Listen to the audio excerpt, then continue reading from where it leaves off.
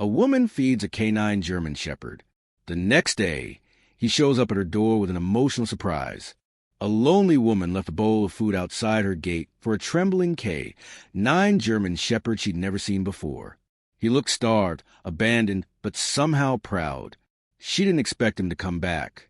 But the next morning, he was there again, sitting silently by her front door. Not alone this time. What he brought with him will break your heart, and then put it back together. Before we begin, make sure to subscribe to the channel. Give this video a like and turn on the notification bell. Your support helps us bring more inspiring and emotional stories like this one straight to you. The rain hadn't stopped for hours. Water trickled down the broken gutters of a small white house on the edge of a quiet Georgia town. Inside, Marianne poured herself a second cup of coffee, staring out the kitchen window at the gray morning. At 53, she had grown used to the silence. Her kids were grown. Her husband had passed nearly a decade ago. Most days felt the same, except this one. That morning, as she stepped onto her porch with her cup steaming in her hands, something unusual caught her eye. Down by the gate, soaked and shivering, stood a dog. But not just any dog. It was a German shepherd, big and alert, his eyes sharp even through the curtain of rain. Marianne's breath caught. She knew that look. Her late husband had worked with K9 units during his years on the force. That proud, focused stance. That was no ordinary stray. Still, the dog looked hungry. His ribs showed faintly under his soaked coat, and his paws were caked with mud. He didn't bark, didn't move. He just stood there, watching her with quiet patience, as if waiting for something. Marianne set her coffee down and stepped slowly into the rain. She didn't speak, just walked back inside and returned moments later with a bowl of leftover roast chicken and brown rice. She placed it gently just inside the gate, watching him from a distance. "You look like you've been through a war," she murmured. The dog didn't move at first, but after a few heartbeats, he stepped forward, still calm, still measured, and began to eat. There was a weight to his presence, as if he carried something invisible on his back. Marianne stayed there, arms crossed against the drizzle, watching silently. When he was done, he looked at her again. Their eyes met. Something passed between them. Then, just as quietly as he'd come, the dog turned and disappeared into the trees across the road. Marianne didn't sleep well that night. She kept wondering about him, where he'd come from, why he seemed so purposeful, so restrained. No collar, no tags, no panic, just presence. She had almost convinced herself it was a one-time thing, a wandering soul passing through. But the next morning, just as the sun began to pierce through the clouds, she opened her door and froze. There he was, sitting right at her front step, calm, straight, soaked again, but different. This time, he wasn't alone. At his side lay something, a bundle. Marianne stepped out slowly, her heart beating a little faster. As she approached, the German shepherd didn't move, didn't flinch. He let her get close, and when she looked down at what he brought, her knees nearly buckled. It was a worn police badge, scratched, weathered, the kind her husband used to wear. Resting next to it, wrapped in what looked like a torn piece of uniform cloth, was a tiny, whimpering puppy, barely old enough to walk. Tears filled her eyes before she could even understand why. The shepherd watched her, eyes calm, unblinking. He wasn't asking for help. He was offering something, a gift, a message, something that couldn't be said with words. Marianne sank to her knees, touching the cloth with shaking hands. The puppy stirred, letting out a soft cry. Her fingers brushed the badge, and something inside her broke open, a flood of memories. Her husband's laugh, the way he'd leaned down and whispered to his K9 partner like it was a child, the smell of his uniform when he came home from long shifts. And now this. She looked up at the shepherd, her voice cracking. "Who are you?" He didn't answer, of course, just stayed by her side, as if he belonged there. And maybe he did. That moment was only the beginning, because what she would discover in the days to come about this mysterious dog, the puppy he brought, and the badge would unravel a story that had been buried for years. And it all started with a single meal offered on a rainy morning. Marianne brought the puppy inside first. He was shaking, soaked to the bone, and no heavier than a bag of sugar. She wrapped him in a towel, whispering soft words without even realizing it. Words she used to say to her own children when they were little. "It's okay, baby. You're safe now." The German shepherd didn't follow her into the house right away. He sat on the porch like a silent sentinel, watching, waiting. She cracked the door open and peeked out. "You can come in too, you know," she said softly. "I won't bite." It took a few seconds, but eventually the shepherd stood and stepped inside with careful, almost ceremonial steps, as if he were walking into somewhere sacred. His eyes scanned the room once. Then he sat down near the fireplace like he had been there 100 times before. Marianne couldn't stop glancing over at the badge.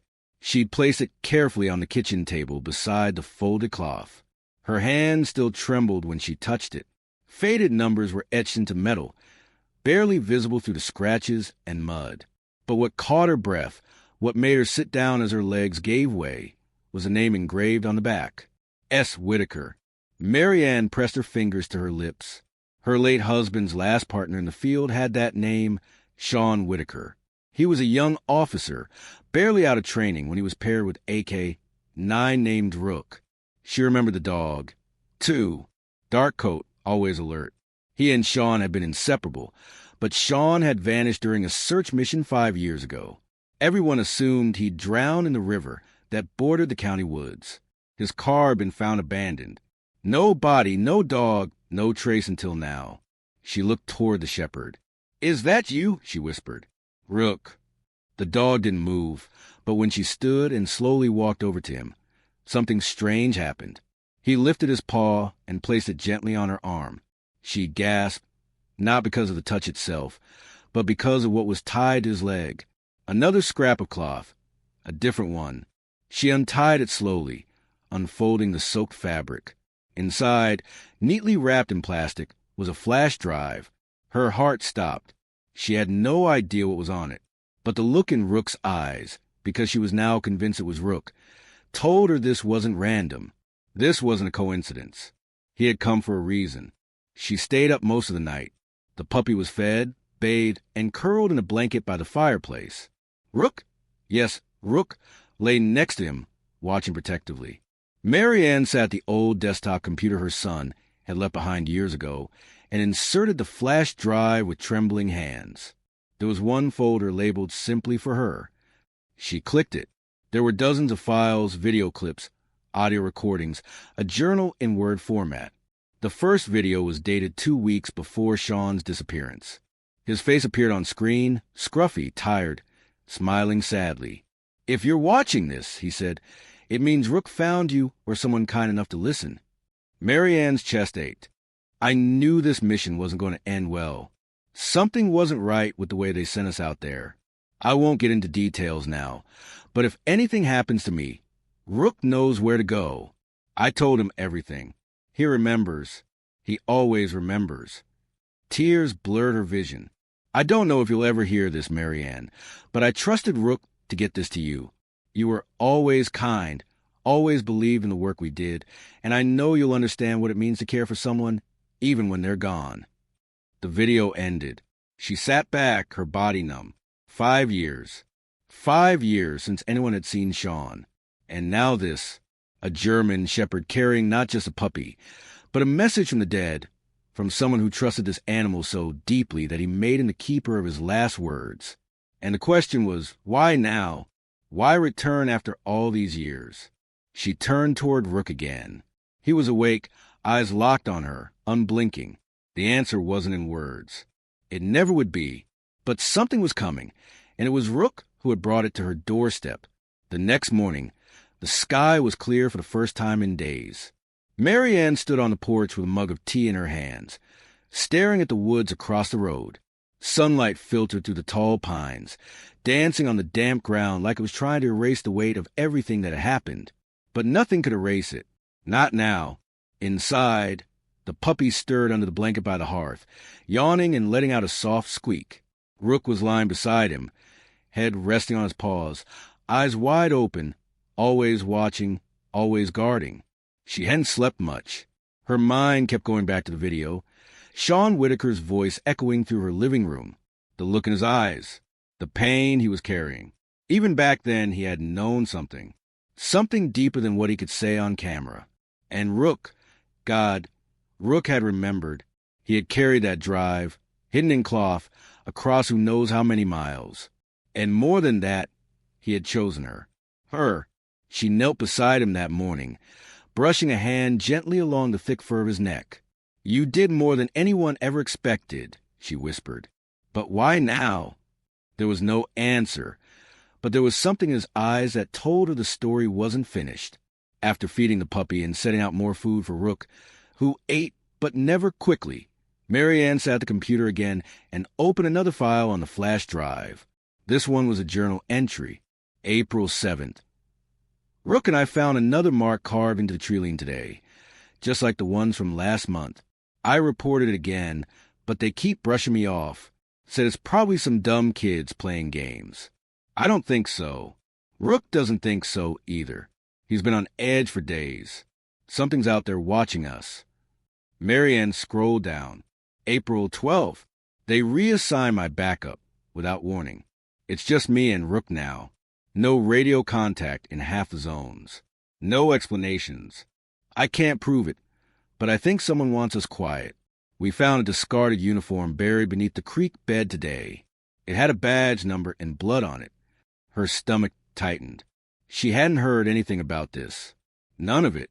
Sean's disappearance had been chalked up to an accident, a tragic loss. That's what they told her when she asked too many questions. Now it sounded like someone had lied. She printed the entries, highlighted key details, badge numbers, dates, GPS coordinates. If there was even a chance someone had covered up Sean's death, she owed it to him and to Rook to find out the truth. She wasn't sure who to trust yet, but she knew one thing. Rook hadn't come back just for closure. He had returned because something was still unresolved. That afternoon, she took Rook and the puppy, whom she had started calling Scout, into the backyard. It was fenced in wide and lined with oak trees and soft moss. A good place to think. Scout stumbled through the grass, tripping over his own feet, while Rook followed close behind like a silent guardian. Mary Ann sat on the steps, watching them, watching the way Rook's eyes never left the trees. His ears twitched every time the wind shifted. It wasn't just habit. He was searching, hunting. He still remembered whatever it was they had faced in those woods 5 years ago. Later that night, Mary Ann finally made a decision. She called a friend, Detective Carla Monroe. They hadn't spoken in years, but Carla was one of the few people her husband had trusted. Tough, honest, not afraid of stepping on toes. When Mary Ann told her everything about the dog, the badge, the flash drive, there was silence on the line. Then Carla said, "Don't talk to anyone else about this yet. You hear me? Not a soul. I'll come tomorrow." Mary Ann hung up, her hands trembling. Whatever Rook had brought to her door, it wasn't just a gift. It was a warning, a clue, a message from the past, still waiting for justice. And justice had a price. As the night crept in, Rook lay at the foot of her bed, Scout curled into his side. Mary Ann stared at the ceiling, heart pounding, because in her gut, she knew the danger that had taken Sean Whitaker wasn't gone. It was waiting, still out there. Detective Carla Monroe arrived just before noon. She stepped out of her dusty SUV with purpose, her dark boots crunching across the gravel. Mary Ann hadn't seen her in nearly 7 years, but the woman hadn't changed much. Short-cropped hair, sharp eyes, and that no-nonsense aura that always made people stand a little straighter. Rook came to the window as soon as she pulled in. He didn't growl or bark. He just watched, silent and still. "You weren't kidding," Carla said as she stepped onto the porch, spotting him. "That dog's trained. That's AK. 9 if I've ever seen one." "He's more than that," Mary Ann said. "He remembers things, and he came back with this." She handed over the badge, the cloth, the flash drive, everything. Carla sat at the kitchen table as Mary Ann poured her coffee. For the next hour, they combed through the journal entries, the videos, the GPS coordinates. Carla's jaw tightened as she read through Sean's words. "None of this was ever mentioned in the final report," she muttered. "I remember when he disappeared. We were told the case was closed, that they'd found traces of a landslide near the river. Assumed he fell in. They lied, Marianne said quietly. Carla nodded. They did. Outside, Rook paced slowly across the yard, ears twitching, nose to the wind. Scout trotted behind him, clumsy and playful, unaware of the storm building around them. I need to go out there, Carla said, standing. I want to see the places mentioned in the journal. These coordinates, they point to an area deep in the forest, past some marked trails. You up for a drive? Marianne hesitated. She wasn't a cop. She wasn't even sure she was brave. But something inside her had shifted since Rook arrived. Some buried part of her had awakened. I'm coming, she said. She left food and water for Scout, who gave a sad whimper when she closed the door. Rook, however, jumped straight into the back of Carla's SUV, like he already knew where they were going. They drove for almost an hour, winding through narrow dirt roads that cut through dense woodland. Carla pulled over near a rusted fence that hadn't seen use in years. Beyond it, the forest thickened. GPS says it's a mile in, Carla said. You sure you're okay with this? Marianne nodded. Rook was already ahead, ears high, tail straight, no hesitation. They followed him. The forest was eerily quiet. No bird song, no wind, just the soft crunch of leaves beneath their boots and the occasional snap of a twig. About 30 minutes in, Rook suddenly stopped. His nose hovered inches from the ground, sniffing with purpose. Then, without a sound, he veered left off the trail, deeper into the trees. Should we trust him? Carla asked. Marianne didn't answer. She just followed, and then they saw it. A clearing, overgrown, forgotten, but at its center, a small mound of disturbed earth. Rocks stacked haphazardly like a grave. Carla froze. Oh, my God. Marianne stepped forward, her heart in her throat. There, half buried among the stones, was a weathered scrap of uniform, barely visible but unmistakable, and next to it, poking through the soil, a second badge. Carla knelt and gently brushed the dirt away. The name on it sent a chill through her bones. A. Dunley. Alan Dunley was listed as missing 2 years ago, Carla whispered. Different precinct. No connection to Sean on record. But now we have one, Marianne said. Rook circled the grave once, then sat beside it, tail still, gaze fixed forward like a soldier at attention. This was deliberate, Carla said. Someone didn't want them found. Someone covered it all up. They stood in silence, the weight of truth pressing down on them. Suddenly, from deep within the trees, a branch snapped. Loud. Too loud. Carla drew her weapon instantly. Stay behind me. Rook growled, low, fierce. The sound of a dog trained not just to defend, but to fight. The trees rustled again.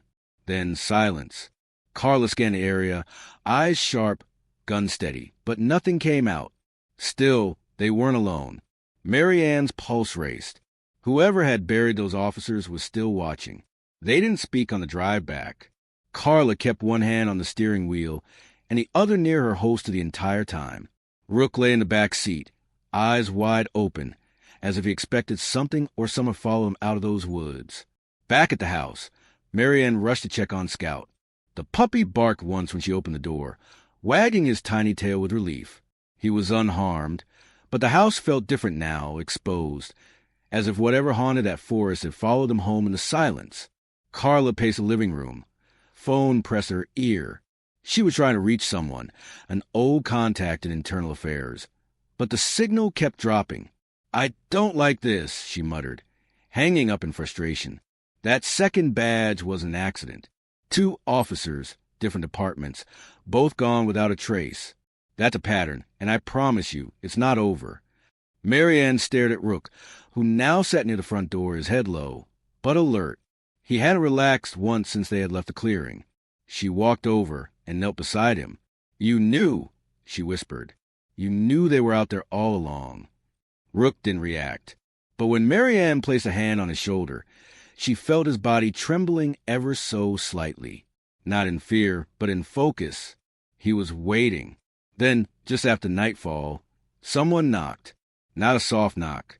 3 sharp, deliberate raps on the door. Carla froze. Rook stood instantly, teeth bared. The knock came again, harder. Marianne moved toward the window, but Carla grabbed her arm. "Don't look. Not yet. Let me." She peeked through the curtain. Her eyes narrowed. It's a man, alone, standing at the edge of the porch like he owns the place. Rook growled low in his chest, the sound dark and warning. Carla opened the door just a crack, her badge around her neck, gun still at her side. "Can I help you?" The man didn't smile. He was tall, in his late 50s, with a clean-shaven face and a too-smooth voice. "I'm looking for a dog," he said. "Big German shepherd. Answers to Rook." Carla stiffened. "Why?" "He's government property," the man said casually. "Disappeared during an operation years ago. Classified unit. He should never have been on the loose." Carla's voice dropped. "Funny, because I've got reports here saying Rook was listed as deceased along with his handler." The man's smile thinned. "Those reports were filed under orders. Things have changed." Marianne felt a chill rise in her chest. She stepped forward despite Carla's warning glare. "He brought back a badge," she said. "2 of them now, and a drive full of information. If you're trying to collect him, why now?"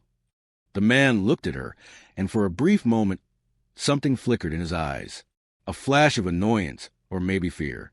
"You should stay out of this, ma'am," he said flatly. "For your own good." Before Carla could respond, Rook stepped forward, silent as a shadow, and stood between the man and the open door. His teeth showed. A deep, primal sound escaped from his chest. The man held up his hands. "That dog is trained to follow orders." Carla narrowed her eyes. "Looks like he's got new ones now." The man didn't speak again. He turned and walked down the steps, disappearing into the darkness without another word. But Marianne had seen it. Before turning away, the man's gaze had lingered on Scout, and there was something in that look that terrified her more than the knock, more than the grave, more than the woods. They weren't after Rook. They were after what he was protecting. After she locked the door and closed every curtain, Marianne sat on the floor beside the 2 dogs. Rook leaned into her gently, eyes still scanning the room, ever alert. Scout curled into her lap, unaware of how much danger was now wrapped around them.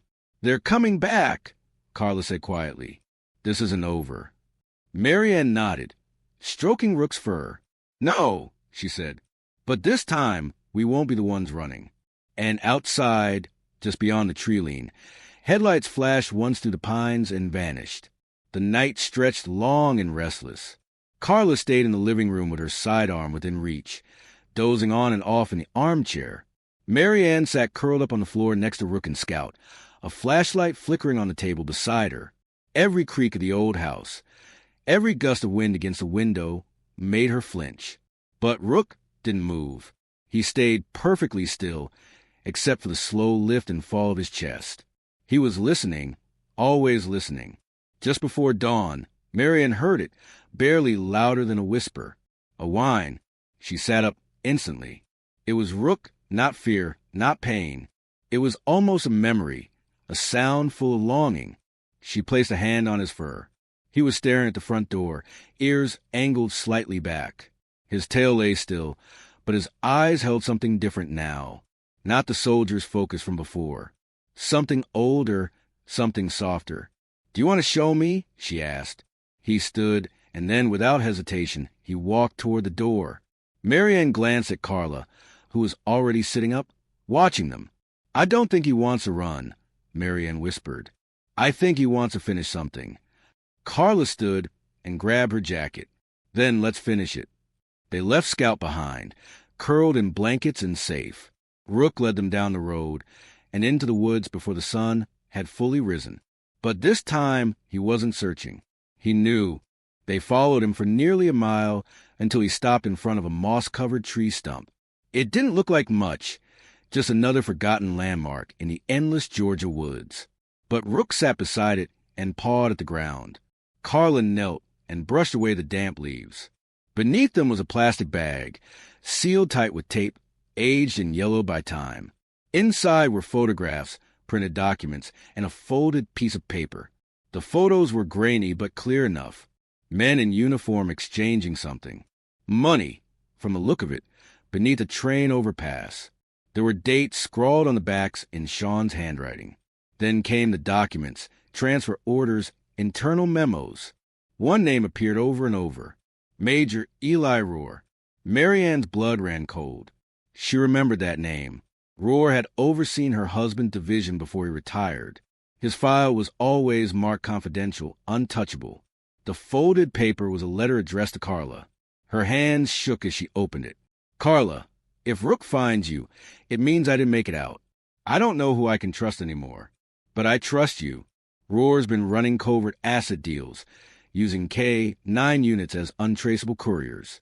That badge you found? Dunley found out first, and they made sure no one ever found him. I'm next. Rook saw everything. He knows. Don't let this die with me. Carla folded the letter slowly, her jaw clenched. They killed him to bury this. And Rook carried the truth the whole time, Marian whispered. Suddenly, Rook let out a bark, sharp and loud. From deep within the woods, a shout echoed back. Voices, boots crashing through brush. They found us, Carla said, standing with her weapon drawn. Move now. They ran. Rook led them through a series of tight trails, winding through bramble and stone. But he wasn't running blindly. He had memorized every inch of this forest. Just ahead, they saw it, an old ranger station, half collapsed, forgotten by time. Get inside. Carla yelled. They made it just as the first shot rang out, ricocheting off a tree near Marianne's head. Inside, Carla flipped an overturned desk and used it for cover. Marianne crouched behind it, heart pounding, clutching the bag of evidence. Rook stayed by the door, body taut, eyes locked on the approaching shadows. You got a phone signal? Marianne yelled. Carla shook her head. No signal out here. But if we hold them off just long enough, I left a ping location on my car's onboard system. Dispatch will notice if I'm off-grid too long. Another shot, then another, but Rook didn't flinch. He stepped forward just a little, protecting him like he always had. And Marianne, despite the terror in her chest, finally understood this wasn't just about justice. It was about promise, loyalty. The final mission he had carried for 5 long years. The gunfire stopped. For a moment, the woods were dead silent. Carla crouched behind the desk, breathing hard, her weapon gripped tight. Marianne clutched the plastic bag of evidence to her chest, refusing to let go. Rook stood by the door, still proud, waiting. A voice echoed through the trees outside. You don't have to die for a dumb detective. Carla's lips curled into a bitter smile. He's not just a dog, she muttered. He's the only one who didn't forget. Another voice shouted, closer this time. You give us the shepherd, we walk away. Simple as that. Rook didn't move. He didn't growl. He just waited.